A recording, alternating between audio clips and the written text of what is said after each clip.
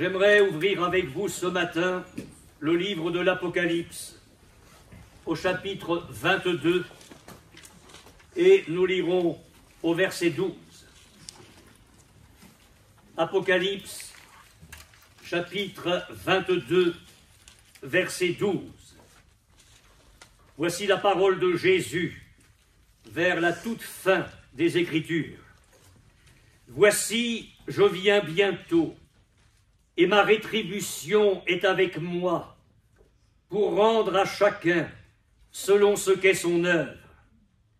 Je suis l'alpha et l'oméga, le premier et le dernier, le commencement et la fin. Amen. Amen. Lorsque le Seigneur Jésus dit « Je suis l'alpha et l'oméga », il me semble nous dire qu'il est le Christ des Écritures. Il est le Seigneur des Écritures, pour ne pas dire qu'il est l'Écriture tout entière dans sa personne. Lorsqu'il nous dit « Je suis le premier et le dernier », j'ai souligné avec vous le fait que la parole de Dieu met tout cela en relation avec la vie. Jésus est le Seigneur de la vie. Alléluia. La vie dans la création tout entière, la vie pour sa résurrection d'entre les morts et la vie pour notre résurrection un jour pour être avec lui dans la gloire. Et puis dimanche dernier, j'ai mis cette parole du Christ, je suis le premier et le dernier, en rapport avec Israël. Son histoire passée, présente et future, et c'est toujours en rapport avec la vie, parce que lorsque tout Israël sera restauré, l'Épître aux Romains nous dit que ce sera comme une vie d'entre les morts. Et ce matin, je reviens encore là-dessus, parce que la parole de Dieu est d'une richesse extraordinaire. Je voudrais vous parler de cette parole de Jésus, je suis le premier et le dernier, mais cette fois en rapport avec l'Église, avec nous. Permettez-moi quand même, pour faire le lien avec dimanche dernier, un petit rappel. Dans l'Ancien Testament, la position de premier-né en Israël est liée à la pensée d'appartenance et de consécration et à la pensée de service. J'y reviendrai. Jésus est venu dans ce monde pour Israël en premier lieu. Et rappelez-vous, et c'était très important, il est venu comme le premier-né. Le temps où Marie devait accoucher arriva, et la parole de Dieu nous dit, elle enfanta son fils premier-né. Mais ce n'est pas pour rien. L'appartenance de Jésus et sa consécration en tant que premier-né a été confirmée par le Père Céleste lui-même. Lors du baptême de Jésus, le ciel s'est ouvert, celui-ci est mon Fils bien-aimé, en qui j'ai mis toute mon affection. Lors de la transfiguration, alors que Jésus manifeste la gloire céleste, la voix de Dieu le Père se fait entendre encore, celui-ci est mon Fils bien-aimé, mon élu en qui j'ai mis toute mon affection, écoutez-le. Voilà pour l'appartenance et la consécration. En ce qui concerne la responsabilité de premier-né pour le service, comment ne pas nous souvenir que Jésus a été le serviteur de l'Éternel par excellence. Le Fils de l'homme, dit-il, est venu non pour servir, non pour être servi, mais pour servir et donner sa vie comme la rançon de beaucoup. Et puis un jour, il a posé une question à ses disciples. Qui est le plus grand? Celui qui est à table ou celui qui sert? N'est-ce pas celui qui est à table? Et il dit, et cependant, moi je suis au milieu de vous comme celui qui sert. Et nous avons vu, et là je ne reviendrai pas sur tout ce que nous avons partagé, nous avons vu toutes les conséquences pour Israël du fait que Jésus est venu en son sein comme le premier. En ce qui concerne l'Église maintenant, j'espère que vous avez bon appétit. Si vous n'avez pas bon appétit, c'est un signe de mauvaise santé, hein, il faut revoir les choses. En ce qui concerne l'Église, il y a une correspondance entre ce que je viens de dire pour Israël et la personne et l'œuvre de Jésus pour les nations et pour l'Église en particulier. Et on va y aller lentement. Si je n'ai pas fini, je continuerai dimanche prochain. On va être simple, mais on va aller tranquillement ensemble pour bien comprendre les choses. Croyez-moi, il faut revenir au commencement. Et on va revenir à Adam. Quand l'évangéliste Luc retrace la généalogie de Jésus, il part de Joseph, le fils adoptif. Fils de, fils de, fils de, fils de. Je ne sais pas si vous lisez souvent les généalogies. Mais la fin est très intéressante parce qu'il arrive à Adam. Vous ne pouvez pas aller plus loin. Et il est dit Adam, fils de Dieu. Fils de Dieu. Il y a dans cette appellation d'Adam en tant que fils de Dieu le fait qu'il est la créature du Seigneur, mais rappelons-nous ce qui est bien précisé, qu'Adam a été fait à l'image de Dieu. À l'image de Dieu. Et bien que Adam ne soit pas né, parce qu'il n'est pas sorti du sein maternel et pour cause, il est quand même, et vous en conviendrez avec moi, il est quand même le premier. Oui ou non? Avant, il n'y en a pas d'autre. Adam est le premier. Et du même coup, parce que la pensée de Dieu à ce niveau-là est éternelle, du même coup, il y a pour Adam une pensée d'appartenance et de consécration et une pensée de service en tant que premier. Alors l'appartenance, n'en parlons pas, c'est une évidence, Adam était la créature de Dieu, et je le répète, Luc dira « fils de Dieu ».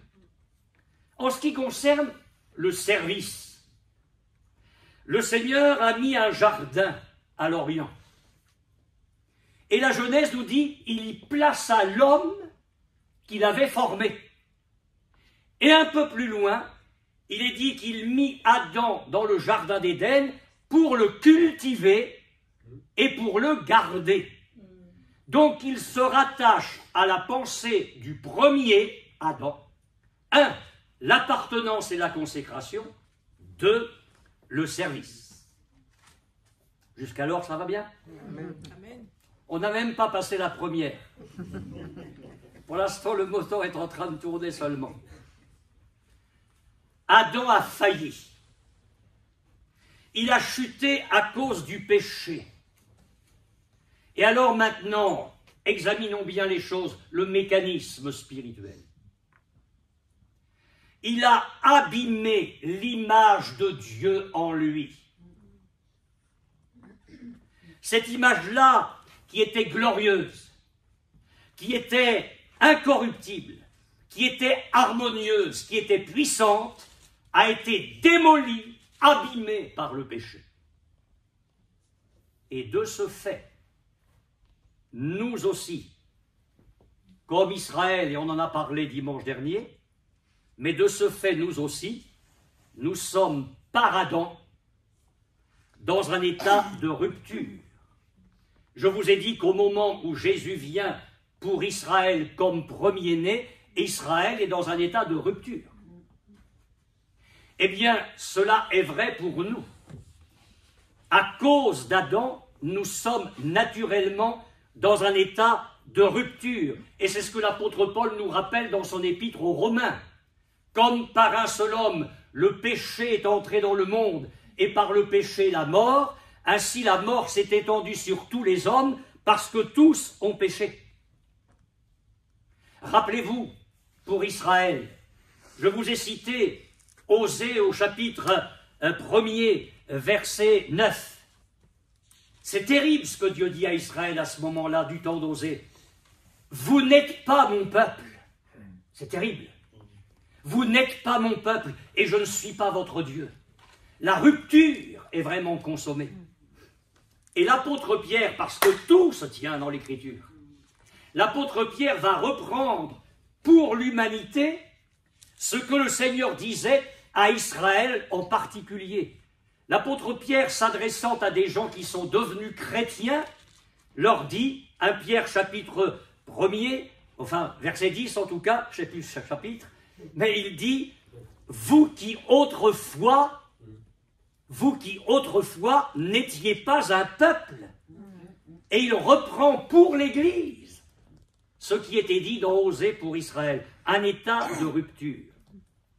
L'apôtre Paul le rappellera aussi dans l'Épître aux Colossiens, chapitre 1er, verset 21, « Vous qui étiez autrefois étrangers et ennemis par vos pensées et par vos mauvaises œuvres. » L'apôtre Paul le rappellera aussi aux Éphésiens, « Vous autrefois païens dans la chair, incirconcis par ceux qu'on appelle circoncis, et qui le sont en la chair par la main de l'homme, souvenez-vous que vous étiez en ce temps-là, sans Christ, privés du droit de séjour en Israël, étrangers aux alliances de la promesse, sans Dieu, sans espérance dans le monde. » L'humanité était dans un état de rupture.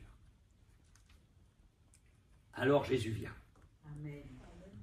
Alors Jésus vient. Amen. Amen. Et comme il est venu pour Israël comme premier-né, j'ai une bonne nouvelle. Il est venu pour vous et pour moi comme premier-né. Il est venu d'abord pour Israël en premier, ça on l'enlèvera jamais.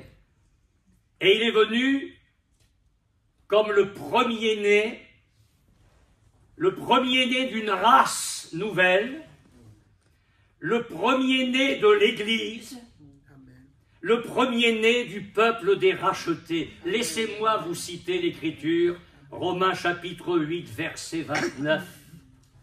Ceux qu'il, Dieu, a connus d'avance, il les a aussi prédestinés. Écoutez bien, parce que ça va être magnifique pour le temps du culte. Il les a prédestinés à être semblables à l'image de son Fils, afin que son Fils fût le premier-né entre beaucoup de frères.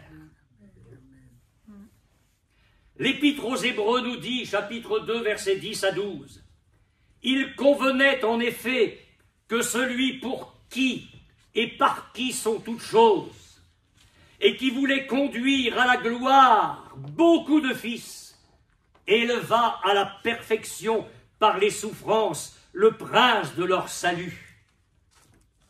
Car celui qui sanctifie, Jésus, et ceux qui sont sanctifiés, c'est nous, sont tous issus d'un seul Dieu. C'est pourquoi il, Jésus, n'a pas honte de les appeler frères. Moi, ça me met presque mal à l'aise, ça, voyez, parce que je me connais bien. Vous voyez le pasteur en costume, chemise blanche, cravate, mais moi, je sais ce qu'il y a encore dans mon cœur et tout ce qui a besoin de se faire. Vous êtes parfait, mais pas moi. Et ça me gêne un petit peu, vraiment, de réaliser que Jésus n'a pas honte de m'appeler frère. Jésus qui m'appelle frère. Il est mon premier-né. Il n'a pas honte de les appeler frères lorsqu'il dit « J'annoncerai ton nom à mes frères, je te célébrerai au milieu de l'assemblée ». Vous savez, au lieu de nous glorifier en disant « Je suis le frère, la sœur de Jésus », nous devrions avoir le nez par terre et dire « Seigneur, mais qui suis-je ? Qui suis-je pour que toi, l'agneau de Dieu, le Fils de Dieu, tu oses m'appeler frère ?» Je vous ai cité tout à l'heure cette parole de Luc, lorsque le temps où Marie devait accoucher arriva, elle enfanta son fils premier-né, Jésus s'est introduit dans l'histoire d'Israël, rappelez-vous, dimanche dernier. Il s'est introduit dans l'histoire d'Israël comme le premier-né. Eh bien, Jésus va s'introduire dans l'humanité pour former son peuple. Et nous allons trouver alors en Jésus, pour le monde, les deux pensées qui s'attachent au premier-né, l'appartenance et la consécration. La première réunion d'évangélisation, l'autre vendredi, je vous ai parlé sur ce verset, c'est lui qui sauvera son peuple de ses péchés. Ça, c'est Israël. On ne peut pas enlever ça. C'est Israël. Mais rapidement dans l'évangile, Jésus va nous faire comprendre qu'il n'est pas venu comme le premier-né d'Israël seulement, mais il est venu comme le premier-né pour le monde. Alors on a cette parole dans Jean 3,16, je ne sais pas si vous connaissez.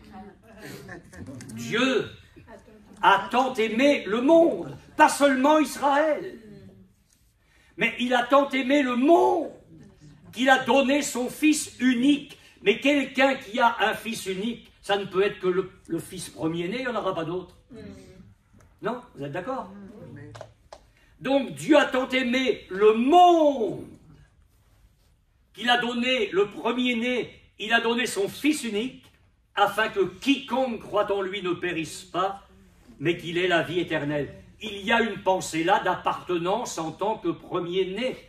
Il a donné son Fils.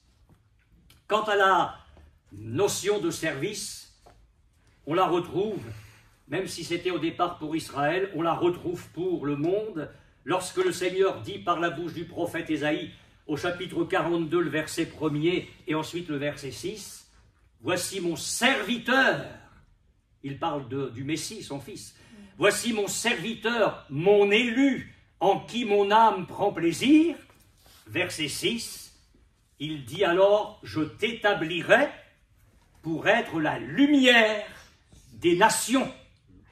Pas seulement la gloire d'Israël, ce qui est vrai en premier lieu, mais la lumière des nations.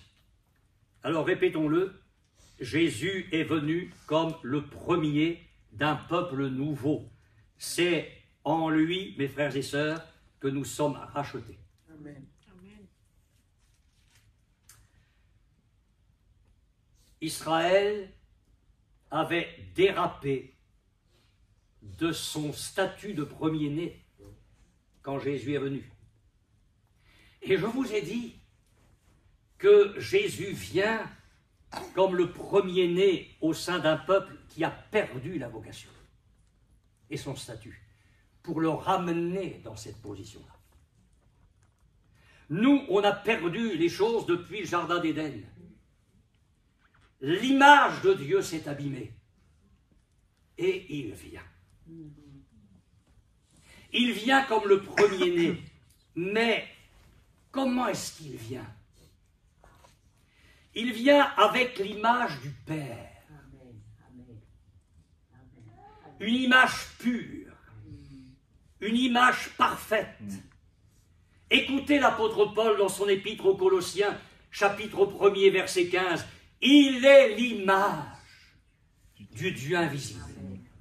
Tu ne peux pas voir Dieu et vivre.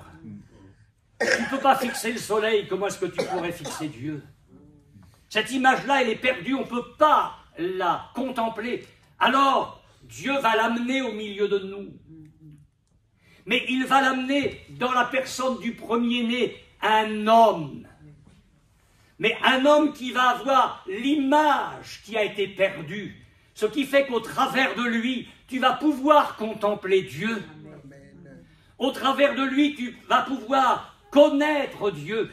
Jésus est l'image du Dieu invisible, le premier-né, ajoute Paul, le premier-né.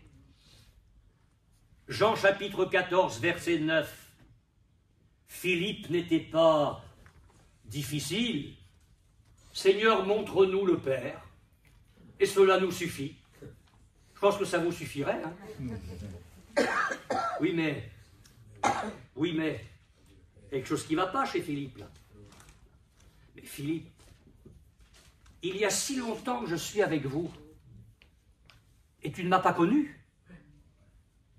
Mais celui qui m'a vu a vu le Père. Amen. Amen. Jésus est le premier-né. Il vient avec l'image qui a été perdue. Alors tu veux entendre Dieu? Entends Jésus. Tu veux voir Dieu? Vois Jésus. Il est l'image du Père. L'apôtre Paul écrit dans son épître aux Colossiens, chapitre 2, verset 9, « En lui, Jésus, habite corporellement toute la plénitude de la divinité. » Et j'aime beaucoup le début de l'épître aux Hébreux, où il est parlé de Jésus étant le reflet de sa gloire. Et l'empreinte de sa personne. Alors oui, je m'approche de Jésus. Il est mon premier-né. Et là, je vais découvrir ce qui a été perdu depuis le Jardin d'Éden, cette image divine. Lui, il vient nous la montrer à nouveau. Jésus est le premier-né pour l'Église. Vous me suivez toujours? Amen. J'espère qu'il va en rester un à la fin de la prédication. Mais dans l'Apocalypse, il dit « Je suis le premier et le dernier ». Alors là, il faut que je vous emmène quand même vers le texte. Je pourrais vous le citer de mémoire, mais il faut absolument qu'on le lise ensemble. Dans 1 Corinthiens, chapitre 15, alors là, on est dans le sommet, là. 1 Corinthiens, chapitre 15, verset 45.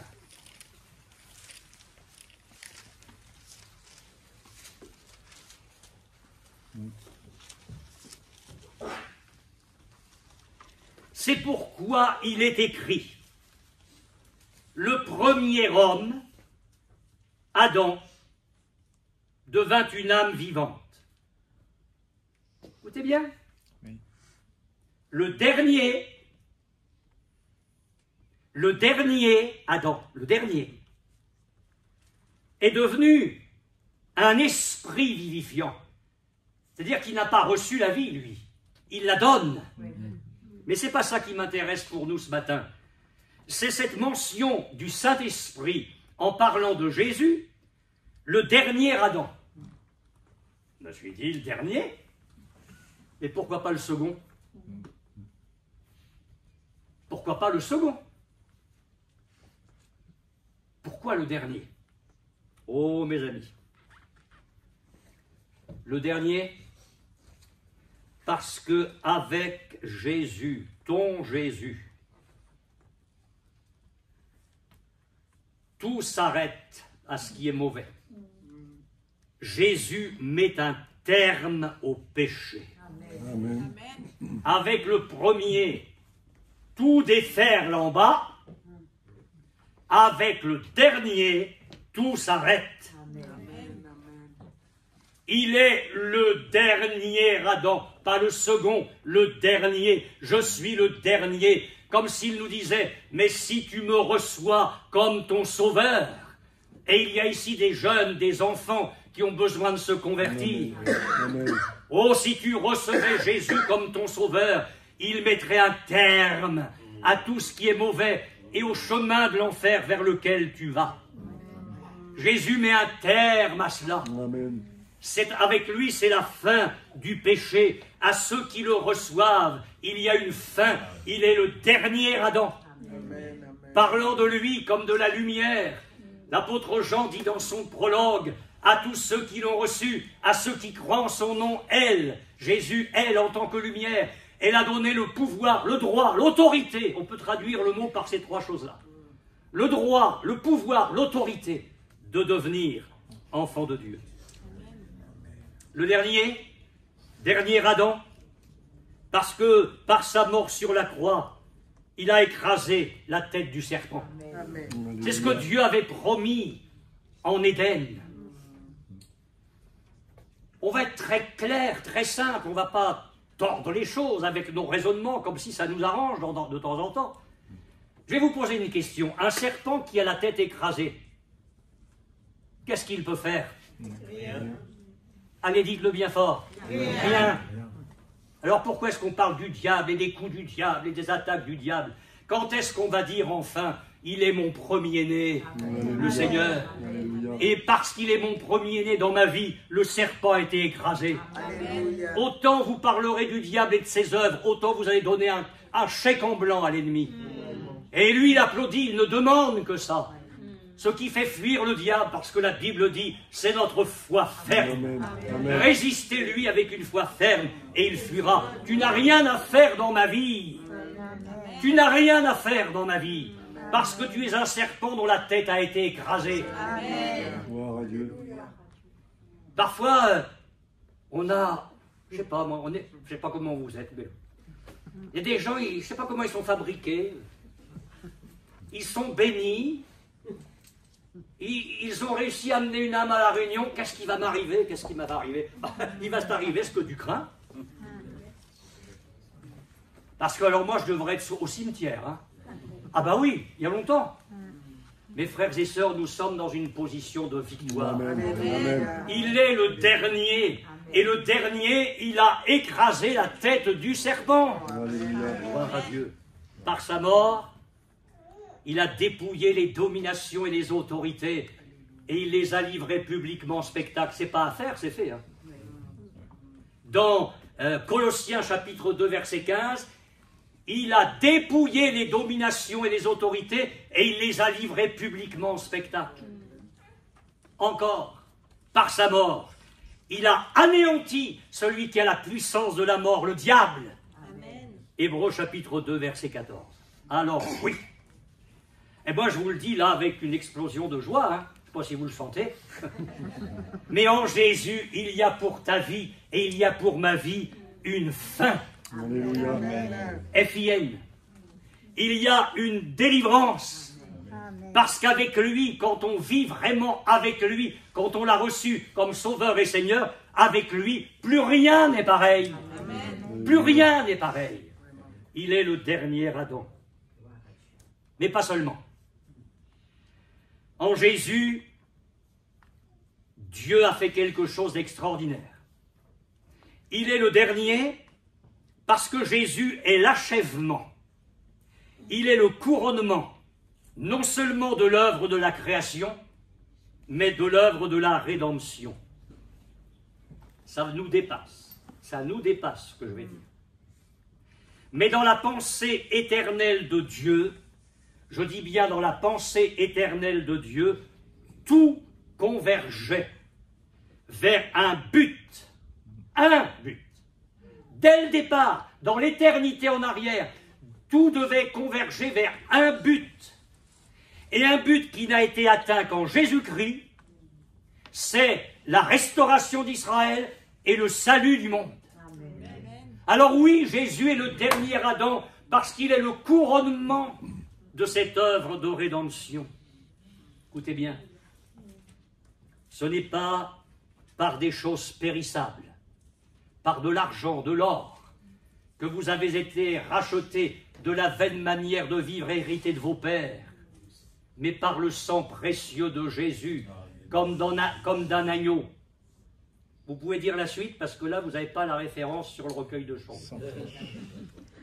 Comme d'un agneau, prédestiné avant les temps éternels, avant la fondation du monde.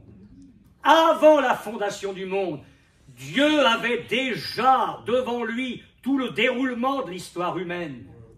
La création, la chute, toute la déchéance, la rupture d'Israël, la rupture de l'humanité. Mais il avait, avant les temps éternels, la solution. Et la solution, elle était dans le dernier Adam. Amen.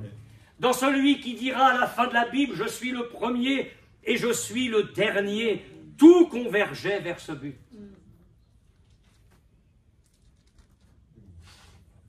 Et il nous parle, ce premier-né. Un maître de maison avait une vigne. Alors il la plante avec amour, il en prend soin. Il l'entoure d'une haie. Il bâtit une tour. Il creuse un pressoir. Et puis il la ferme à des vignons. Et là, il y a une espérance. il y a une espérance. C'est que la vigne porte du fruit et puis qu'il en bénéficie. Il est quand même le maître. Alors au moment de la récolte, il envoie un serviteur. Et les vignerons, ceux qui sont chargés de s'occuper de la vigne du maître, voient le serviteur arriver, ils le frappent et ils le renvoient. Alors, le maître en envoie un autre. Il l'outrage et il le tue. Et il en envoie d'autres, par vagues successives. Et Jésus nous dit que ces gens-là sont battus, outragés ou tués.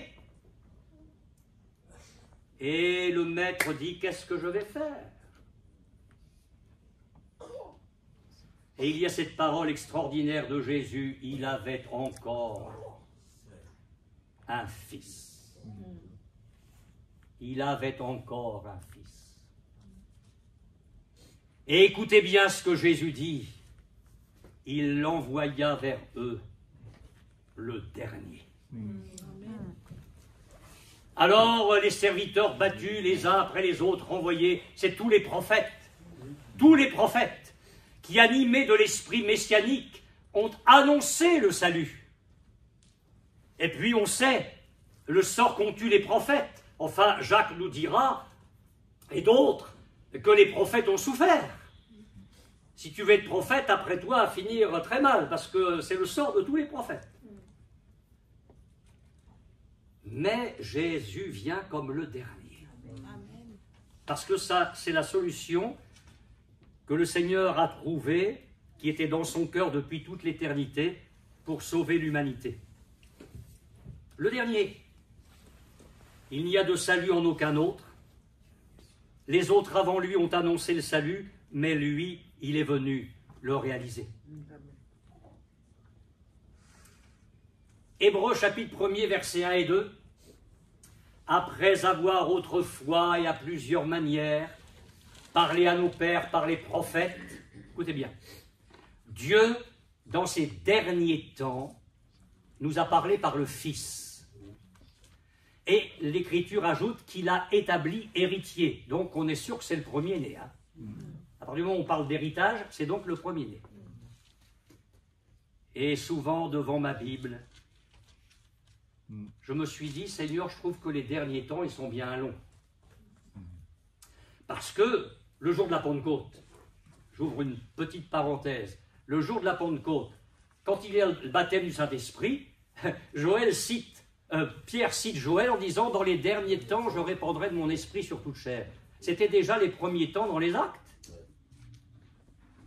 Et puis on voit les apôtres, inspirés par le Saint-Esprit, parler de ce qui nous arrive en ce moment, et ils en parlent comme des derniers temps. Alors ça veut dire que depuis la venue de Jésus, on est dans les derniers temps. Jésus a ouvert les derniers temps.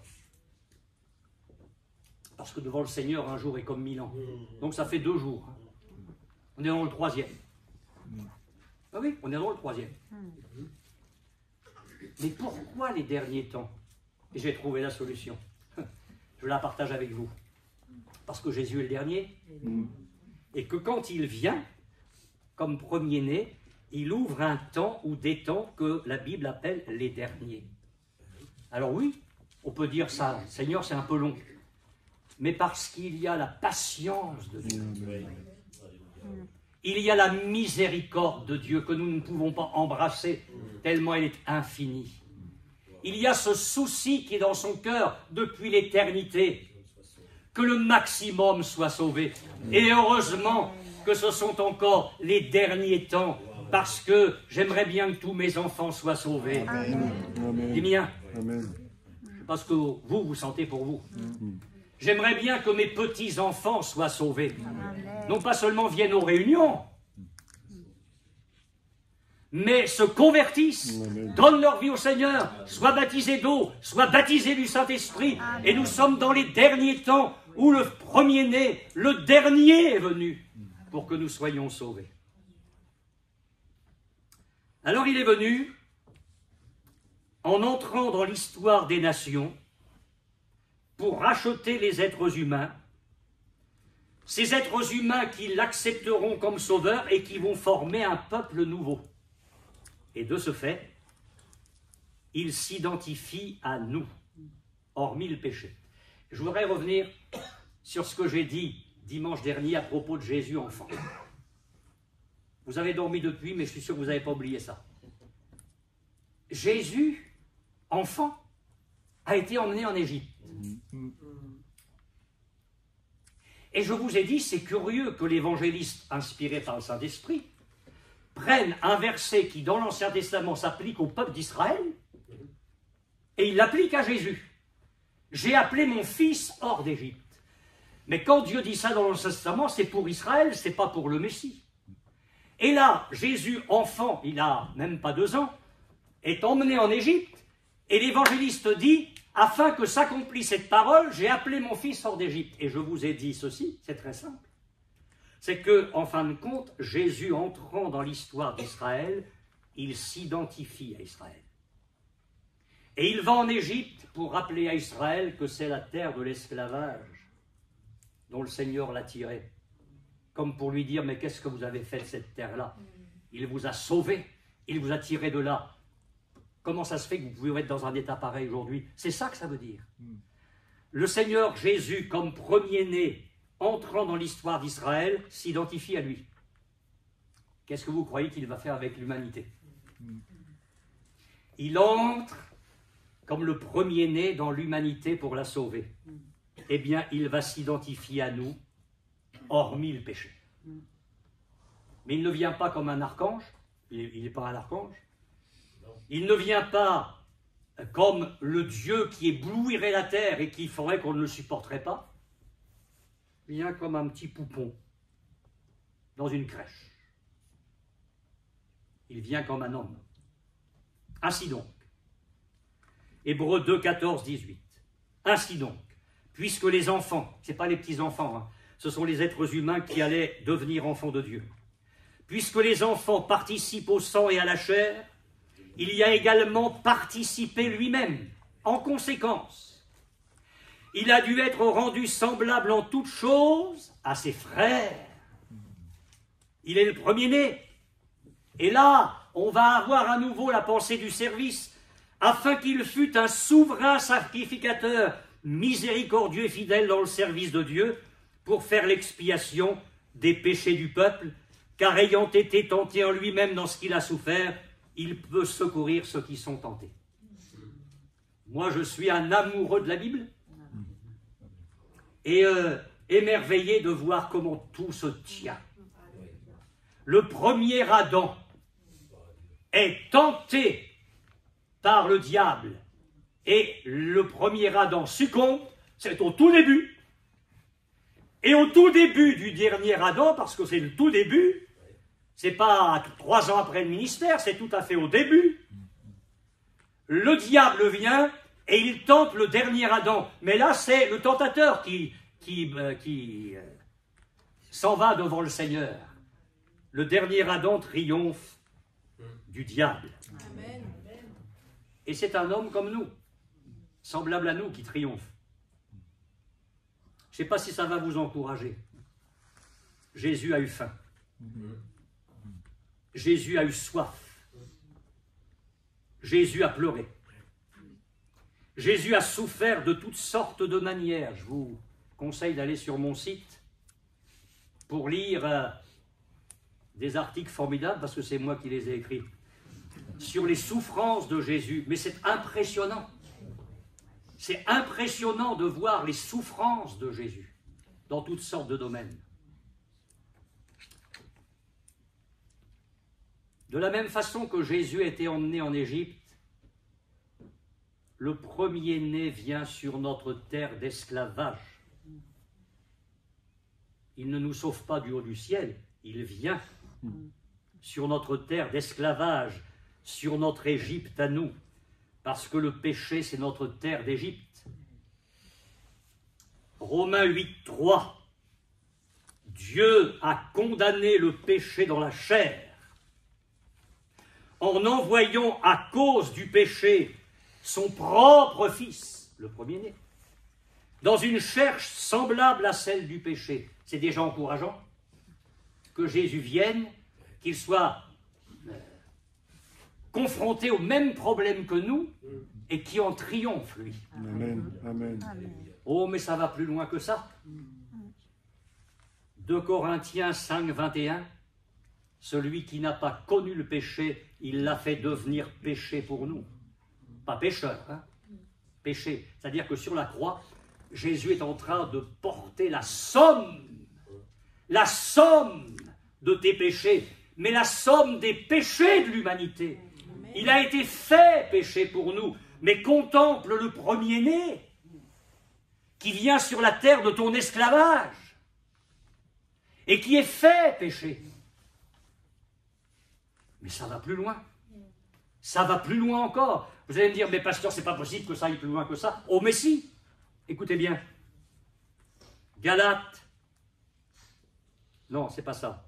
Oui. Galates chapitre 3, verset 13. Christ nous a rachetés de la malédiction de la loi, étant devenu malédiction pour nous, car il est écrit, maudit est quiconque est pendu au bois. Il vient comme un homme, il est fait péché, et il est fait malédiction. On ne peut pas aller plus loin que ça. Le premier-né s'est identifié à nous. Il est ainsi devenu le frère aîné de cette race nouvelle. Et là encore, je reviens à l'Épître aux Hébreux, chapitre 1er, versets 5 et 6. Auquel des anges, Dieu a-t-il jamais dit, tu es mon fils, je t'ai engendré aujourd'hui. Il n'est pas question que Jésus soit créé, parce que ce verset-là concerne la résurrection de Jésus. Quand le Seigneur Jésus est sorti du tombeau, Dieu a dit, je t'ai engendré aujourd'hui. Il est engendré comme le premier d'une race nouvelle. Le premier-né d'une race nouvelle. Alors, on arrive à la résurrection. Marie est là, comprend rien, la pierre est roulée, il n'y a personne dans le sépulcre. Mais un ange lui apparaît. Je lui dis, mais tu vas aller trouver mes frères, tu vas leur dire que je suis ressuscité d'entre les morts. Alors, à un moment donné, elle s'approche là, et puis elle voudrait toucher les pieds du Seigneur, et comme on la comprend, ne me touche pas. Et alors là, ce sont des paroles d'une beauté extraordinaire. Ne me touche pas, car je ne suis pas encore monté vers mon Père, mais va trouver mes frères. On y revient. Va trouver mes frères et dis-leur que je monte vers mon Père et votre Père. Vers mon Dieu et votre Dieu. Et Matthieu, quand il nous parle de la résurrection du Seigneur, Jésus s'adresse aux deux femmes, Marie de Magdala et une autre Marie, et il leur dit, ne craignez pas, allez dire à mes frères de se rendre en Galilée, c'est là qu'ils me verront. Et là, je vous dis, de la même manière que Jésus, entrant comme premier-né dans l'histoire d'Israël, a redonné à Israël sa position et sa vocation de premier-né, il le fait pour l'Église. Il reconstruit l'image perdue et il va nous ramener dans une relation puissante avec le Seigneur pour que nous ayons le caractère du premier-né. 1. La pardonnance et la consécration. 2. Le service. Statut de premier-né, Jésus dit, mes frères, tout chrétien né de nouveau devient un premier-né en Christ. Est-ce que vous voulez croire ça? Amen. Dire c'est écrit où ça? Attendez, ayez confiance dans votre pasteur. Vous allez dire, mais où est-ce que c'est écrit ça, que tout chrétien converti devient premier-né? Ben, on va le lire. Hébreux chapitre 12, verset 23.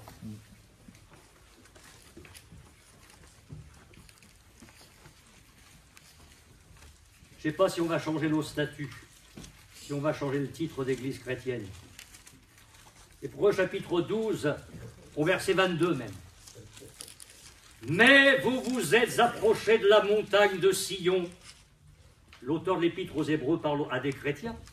De la cité du Dieu vivant, la Jérusalem céleste, des myriades qui forment le chœur des anges, de l'assemblée des premiers-nés, inscrits dans les cieux. Alors, c'est quoi l'assemblée des premiers-nés? C'est l'assemblée de tous ceux qui croient en Christ, de ceux qui sont déjà là-haut, qui nous ont devancés, comme je les envie, ceux-là, et de l'assemblée de ceux qui sont encore sur la terre. Mais c'est bien l'assemblée de ceux qui sont inscrits dans les cieux, tous ceux qui ont reçu Jésus, ont leur nom écrit dans le livre de vie, leur nom est inscrit dans les cieux. Mes frères et sœurs, l'assemblée, l'église chrétienne, c'est pour la préfecture, l'assemblée des premiers-nés, c'est pour le ciel, c'est pour nous.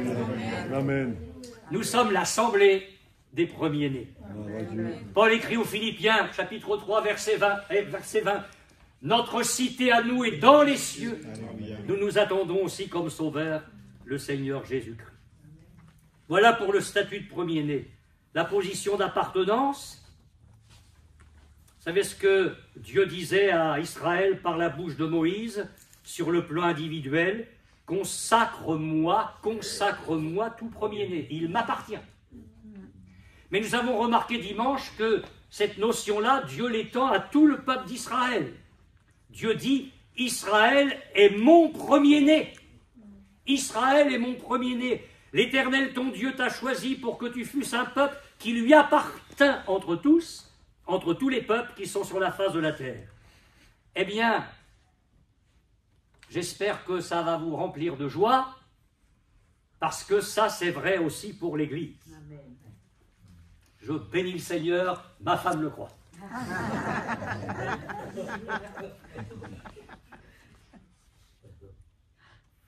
Si nous sommes l'assemblée des premiers-nés, en fonction de tout ce que je viens de dire, mais nous appartenons au Seigneur. Amen. Et il ne faut pas attendre l'Apocalypse pour comprendre ça. Au début du ministère de Jésus, Jean chapitre 3, verset 29, l'Église n'est même pas encore là. Celui à qui appartient l'épouse, c'est l'époux. Il y a donc déjà, dès le début de l'Évangile, la notion d'appartenance. C'était bien le début de la prédication, je crains de finir avec des pilules amères. Ne savez-vous pas que votre corps est le temple du Saint-Esprit qui est en vous, que vous avez reçu de Dieu, et que vous ne vous appartenez pas à vous-même, parce que vous avez été racheté à un grand prix. L'heure avance, mais vous allez me supporter encore un peu? Oui, vous avez dormi une heure de plus. Nul ne vit pour lui-même, Romains 14. Et nul ne meurt pour lui-même. Si nous vivons pour le Seigneur. Si nous mourrons pour le Seigneur. Soit donc que nous vivions, soit que nous mourions, nous sommes au Seigneur. 2 Timothée 2,19, il y a 2 fondements, des paroles qui forment le fondement de Dieu, qui restent debout. Je retiendrai seulement une seule parole sur les 2. Le Seigneur connaît ce qui lui appartient. Nous lui appartenons. Tite, chapitre 2, verset 14, Jésus s'est donné lui-même en rançon pour l'expiation de nos iniquités, et Paul écrit à Tite, pour se former un peuple qui lui appartienne.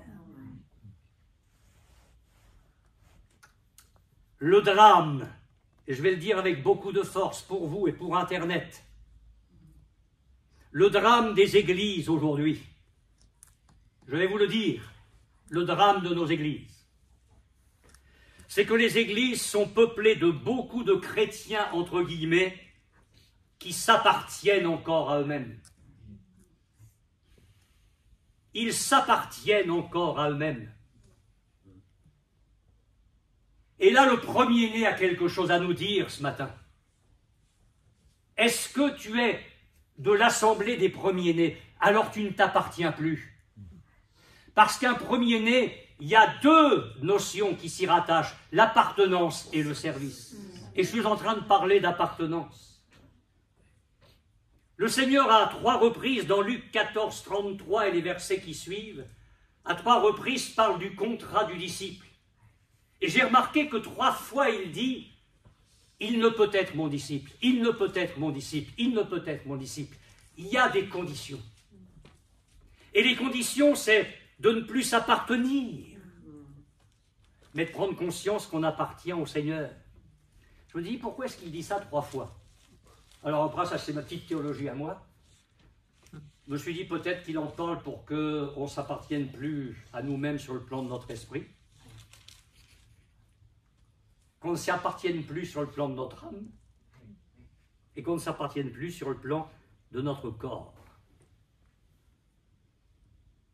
Est-ce que le Seigneur peut disposer de vous comme il veut? Votre temps, vos loisirs, vos priorités? Est-ce qu'il peut disposer des nôtres, même de notre vie, de notre argent, vaincre notre résistance? Je sais que vous allez changer de vocabulaire pour certains. J'aime pas quand des gens viennent me dire « votre église ». Moi, je n'ai pas d'église. Je suis le pasteur de l'assemblée, mais l'église ici, elle appartient au Seigneur, ce n'est pas la mienne. Ne dites plus, on vous adressera à moi, votre église. Celui à qui appartient l'épouse, c'est l'époux. Dans une assemblée où on a travaillé, il y avait une sœur qui avait le coup de main, enfin le coup de cœur, pour gagner les âmes à Jésus. Et on a amené des gens. Et ils se sont convertis, ces gens-là. Mais elle avait fait une petite église dans l'église. C'était ses âmes, à elle. Chasse gardée.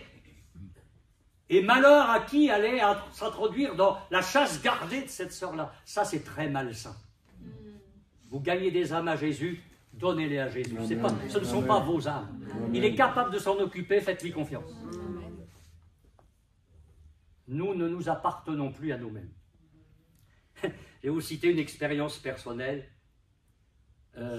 J'étais relativement jeune pasteur, et l'un de nos enfants, en fin d'une certaine semaine, on a commencé à voir sur son corps des points noirs partout, tous les vaisseaux sanguins claquaient. Alors le médecin est venu quand même, et puis c'était soit un purpura rhumatoïde, soit un purpura infectieux, soit la leucémie. Le samedi matin, on a rentré notre bébé, il n'avait que 2 ans, au service de pédiatrie. Et là, la température est montée jusqu'à 40 degrés. Et moi, le dimanche matin, j'étais pasteur, et il fallait que j'aille faire le culte, le jeûne, parce qu'on avait jeûne ce jour-là, et l'évangélisation. Et alors là, il y a eu une rencontre entre le Dieu des premiers-nés et moi. On ne savait pas l'avenir de notre enfant à ce moment-là. Et moi, j'étais à genoux, devant ma chaise, seul avec Dieu, en larmes. En larmes. Et Dieu est venu me dire quelque chose de terrible. Arnold, c'était le prénom de mon fils, ne t'appartient pas. J'ai tremblé dans tout mon corps, je me suis dit, mais qu'est-ce qu'il va lui arriver? Pour que le Seigneur me dise là, avant que j'aille rencontrer l'Église, Arnold ne t'appartient pas. Et j'ai capitulé. J'ai dit, Seigneur, d'accord, Arnold ne m'appartient pas. Et puis je me suis relevé, on a fait la journée du dimanche, normalement, parce que l'Église n'a pas à subir l'état d'esprit du pasteur. Imaginez qu'à chaque réunion, on vienne avec notre état d'esprit. Ça ne serait pas souvent la joie. Hein. Excusez-moi, mais souvent, moi, je subis votre état d'esprit. Et il faut que nous changions à ce niveau-là. Il faut que nous changions à ce niveau-là. Nous ne nous appartenons pas à nous-mêmes. Alors je vais passer les détails, enfin ce ne sont pas des détails. Le Seigneur a fait un miracle dans les jours qui ont suivi, même dans les heures qui ont suivi. Et notre enfant est sorti en parfaite santé, ça a été miraculeux. Mais ça, ce sera pour une autre fois. Mais écoutez, quand des chrétiens me disent « Frère Ballier, on n'est pas venu parce qu'il pleuvait. » Ok. « Frère Ballier, on n'est pas venu parce qu'il ne pleuvait pas. » Vous voyez ce que je veux dire? Non, moi, j'entends plus ça. Je n'entends plus ça. Si on est l'assemblée des premiers-nés, on ne s'appartient plus. Imaginez que je vous vende ma voiture. Je vous la vends, c'est-à-dire que vous la rachetez. Puis un jour, je ne sais pas, j'ai besoin de la voiture et je vais prendre la voiture et le propriétaire dit « Ah, papa, c'est plus votre voiture. Je voulais racheter, elle m'appartient. » Vous... Et parfois dans la vie chrétienne, on va rechercher notre voiture. Mais le Seigneur dit non, tu as été racheté à un grand prix, tu ne t'appartiens plus, c'est moi d'abord. Alors oui, je suis d'accord que c'est pas facile, à qui le dites-vous? Parce que je vous ai cité un passage de notre vie, mais on sert le Seigneur depuis plus d'un demi-siècle. Non, croyez-moi, le Seigneur a toujours raison. Amen. Et je termine, pardonnez-moi d'avoir été court ce matin, avec la notion de service. Alors dans l'Église, tous sont appelés à servir à différents niveaux, à différentes responsabilités, mais de très nombreux textes de l'Écriture, vous le savez, parlent de service. Il y en a un qui a été lu ce matin à 9h30, où Paul dit aux chrétiens de Thessalonique, écoutez bien ça, on raconte à notre sujet comment vous vous êtes convertis à Dieu. Il y a une manière. C'est la conversion à l'ancienne. On en a inventé d'autres depuis, mais moi, c'est comme la moutarde, je suis pour la fabrication à l'ancienne. Les conversions à l'ancienne. Vous êtes convertis à Dieu en abandonnant les idoles. Donc le passé, c'est fini. Pour servir le Dieu vivant et vrai, et pour attendre des cieux son Fils. Alors on va couper en morceaux. Vous êtes convertis à Dieu en abandonnant les idoles, ça c'est le passé. Pour attendre des cieux son Fils, ça c'est l'avenir. Et le présent c'est quoi? Le présent c'est le service. Oui. Et là, Paul ne s'adresse pas à des pasteurs, il s'adresse à des chrétiens. Pour servir. Saul de Tarse, à peine converti, a dit au Seigneur, que veux-tu que je fasse? Et vous savez, le drame des chrétiens aujourd'hui, c'est qu'ils n'ont pas de présent. Ils ont un passé, ils ont rompu avec le passé. Ils ont un avenir, ils attendent Jésus, et entre deux, ils ne font rien. Ils ne font rien. Alors, ils ne font rien de mal, mais ils ne font rien de bien. Il est temps que nous disions, Seigneur, redonne-moi ce statut de premier-né dans mon cœur. Amen. Je t'appartiens, c'est bien. Amen. Ça, c'est la première chose. Mais j'ai besoin de te servir. Amen. Besoin de te servir. En entrant dans l'histoire d'Israël, le Messie s'est identifié à son peuple. Et la fraction d'Israël qui a accepté son Messie s'est identifiée à lui. Et Israël a été restauré dans sa vocation. Israël redevient et redeviendra la lumière des nations. Eh bien, pour nous, païens, qui avons reçu Jésus, il en est ainsi dans notre statut de premier-né. En entrant dans l'histoire du monde, Jésus s'est identifié à nous. Et en rentrant dans le Seigneur, je dis bien en entrant dans le Christ, lui, il est entré dans le monde et nous, en nous convertissant, nous entrons en lui. Vous trouvez que j'exagère? Si quelqu'un est en Christ, notre vie est cachée avec Christ. En entrant dans le Christ, du même coup, nous sommes identifiés à lui pour être et pour faire. Et c'est pourquoi Et c'est pourquoi, dès le début, il donne le ton. Je suis la lumière du monde. Alléluia. Ah oui, mais ça, vous pouvez le dire avec moi. Je suis la lumière du monde, dit Jésus. Et juste après, il dit, vous êtes la lumière du monde. Qu'est-ce que ça veut dire? Que du même coup, nous entrons dans le Christ et nous retrouvons notre statut de premier-né, qui est l'appartenance et le service. Alors la parole de Dieu ne tarit pas d'expression pour montrer notre responsabilité. Nous sommes les ambassadeurs de Christ, nous sommes le sel de la terre, nous sommes ses témoins. L'assemblée des premiers-nés, elle proclame le royaume de Dieu sur la terre. Suis-je loin de la vie? Mais non, on est en plein dedans. Parce que l'apôtre Paul a écrit, Paul, apôtre de Jésus-Christ par la volonté de Dieu, pour proclamer, annoncer la promesse de la vie. Et on y revient. Jésus est le premier-né d'une alliance nouvelle, le premier-né d'un peuple nouveau. Il le rétablit dans son statut de premier-né, il le rétablit dans son appartenance avec Dieu, il le rétablit dans le service, et ce service consiste à proclamer à un monde qui est mort la vie. J'en ai terminé sur ce point-là. On n'a fait qu'effleurer le sujet. Jésus est le premier et le dernier, mais en disant le premier et le dernier, il s'affirme comme le Seigneur de la vie. Amen. Amen. Amen. Amen.